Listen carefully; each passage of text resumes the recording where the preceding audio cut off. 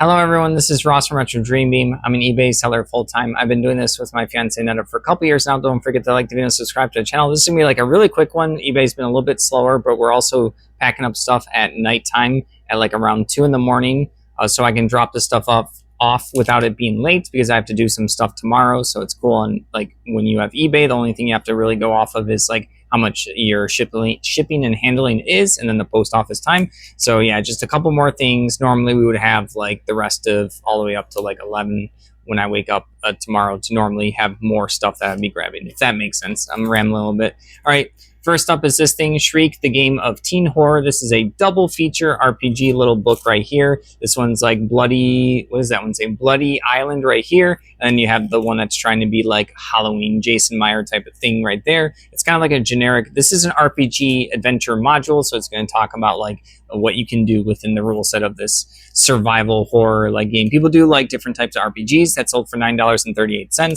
right, next up is the Andromeda strain right here. I don't fully like. I feel like the little shots in the back. It's like a sci-fi-ish movie. It looks kind of familiar. Maybe I've seen this like back in the day. It says from the creator of Jurassic Park right here. It's a widescreen edition. We'll grab like the interesting DVDs from time to time. We do like physical media. Let's end up selling for $7.49. When we get it, we get like a bunch of it and get it cheap. All right. Next up, this is going to be an interesting one for me. This is This War of Mine board game Kickstarter, like extra bits and pieces stuff. Like these aren't complete. I couldn't fully figure out like what was missing. There's like tokens behind this envelope. There were some envelopes with cards in it, and then there's these like big rule sheets. I'm not sure. Like this one says refugees. This was actually a weird board game where it's a super popular one, so I thought I would like it. And then when Netta and I tried it, she likes the mobile game a lot, so she was like, okay, let's try the board game. I ended up not liking the board game, and I didn't really understand the rules, which is weird. I've played over like 1,000 board games, so like getting stumped on rules I thought something was like, so basically when you open up the box, it has a sheet that says, this is how you like, they're kind of like, oh, just kind of like throw yourself into the game and play. And I'm like the type of person like, no, I want to read the rules. But there was no rule book. So I was like, okay, that's super weird. I guess we have to do this like learn as you go type of environment. So as I'm doing that, eventually there was like another story booklet. And within the story booklet, they would drip feed little rules for you. So like it was just like so disorganized for me who wanted to like have the rule book in front of me. So yeah, Annette and I just gave up at one point. She didn't know what she was doing because she was just along for the ride. And normally I read up the rules and play the game. But I do know a lot of people like the board game. It is one that a lot of people like. It just wasn't my flavor because the rules were scattered within a storybook. These are extra bits and pieces. This went to a repeat buyer for $20.99. So yeah, just because I didn't have fun with the board game doesn't mean other people don't like it. I know it's a popular one. It's been around for a while too. I want to say it was like a 2015, 16-ish. That's just off the top of my head. So it's been around for a while. People like it. All right, next up is a lot of 200 Arkham Horror Living card game. These are base set cards, and there's also like the little Wendy character that's like when your little player marker to show like what locations you're at. So this is not the full sets, but in order to play, I think to have full play sets of the cards, you would have to get 2 base sets. So maybe someone got 1 base set and they picked up a bunch of extra cards. I forget how many cards come in the base game. Really fun board game, and then I kind of recently got into it within the past year. There's a ton of expansions. It's relatively cheap if you just get like a base game. Then you get some of the expansions, get some extra investigator cards. You get to craft a deck as an investigator, and there's usually like a little 3-part campaign and different campaign stories that you can purchase to go through, and it's fun. You're like searching for clues is normally the main goal, but then there's gonna be like monsters and twists and turns, and there's gonna be like special rules. But it's fun crafting your character, like making your deck is fun. You also have like a mechanic in the game, like experience, where you get to like upgrade your deck as you go. It's just a lot of fun. I think Annetta's like a lot better at the game than me. She's also better at like the deck building part. But yeah, this sold for $14.99. You don't think so? I think you are. All right. Next up is this vintage, sorry, I have glare in my eyes right now, 1997 Rubik's Eclipse board game. Like, I've never seen this one. I listed this a long time ago, so I didn't even remember that I had this one. So yeah, it's good. It looks like some kind of cool, it has these little 8 red pieces that are like a sun on them, and then 8 pieces that have a moon on them. Sorry, I'm tired. It's 2 in the morning, like I said. All right. So yeah, I'm not sure exactly how you play this game, or if this is just like extra bits and pieces. But yeah, I listed this a long time ago. I could tell because this was in a bin that I just hadn't gone to in like a bit.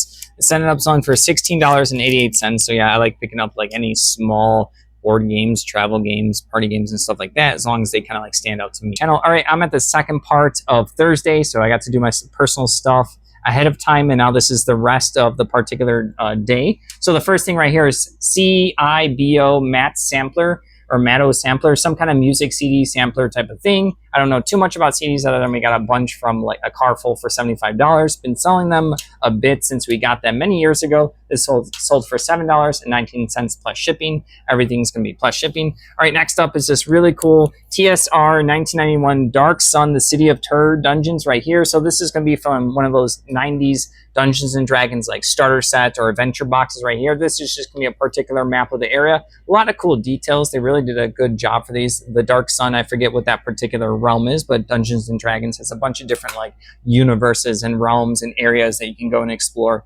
All right, that one sold for $20. Next up is going to be this Incomplete Rebels and Variants for one of those like the Gamers is like a magazine where you get these war games with a bunch of chit tokens right here. This is just missing some of them, so if someone's going to use a bunch of these as replacement pieces, or they just want more, they probably have these ones. Or there's a lot of ways to like buy blank ones and just like fill it out, and then you have the full game. There's a lot of these tokens. Like I think each of these little bars is 20 of them, so you can see that there's a lot of tokens for these games, and they're very easy to have them go missing. So incomplete of these sheets still sell because people lose the pieces. $16.88 to a repeat buyer. Getting some good repeat buyers.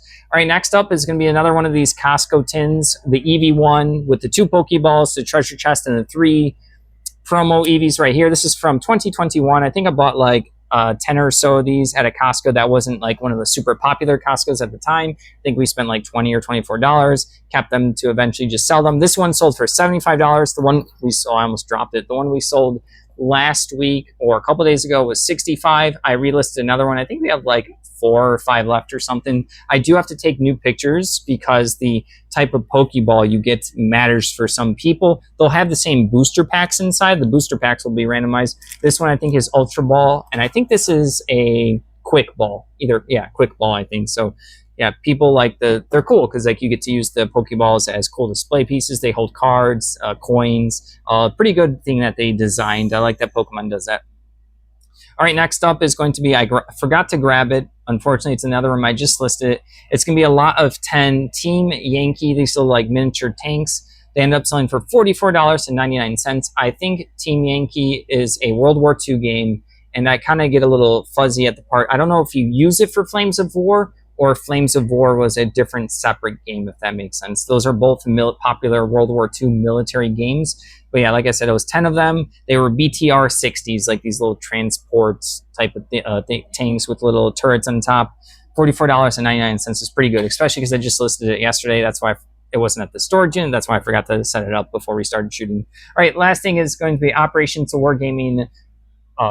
This is the magazine right here, which is interesting because these magazines have some of the games right here. This one is the Gamers down on the bottom. It says that right over here. I don't think this is the same buyer. Actually, it is the same buyer. Maybe these actually went together. I just realized now that they paid separately. So yeah, this ended up selling for $7.50. So maybe this will have the actual rules for the game for this game. So cool. I just figured that out right now, why those both sold. All right. That's everything. Sorry I had to stitch the 2 videos together. But yeah, thank you for watching. Don't forget to like the video and subscribe to the channel. Hope everyone's having a good week.